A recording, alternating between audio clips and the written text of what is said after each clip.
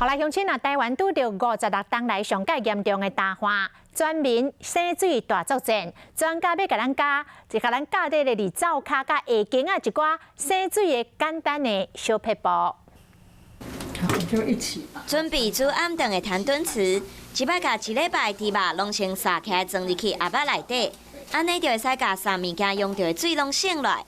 另外一个生水的小撇步，就是莫用流动的水来解冻食材。你就把那个前一个晚上就把你隔天要吃的菜，那再冷冻的就放到冷藏去，那它自然就会退冰，所以就比较不用再用到水去流水的去退冰。若是要洗碗盘嘛有秘诀，先做秘密武器，就是杂货店拢买到的四角板。先用棒仔甲盘的油拢先抠掉，再浸入去洗水果用剩的水，上尾再用水来冲，就会使先袂少的水。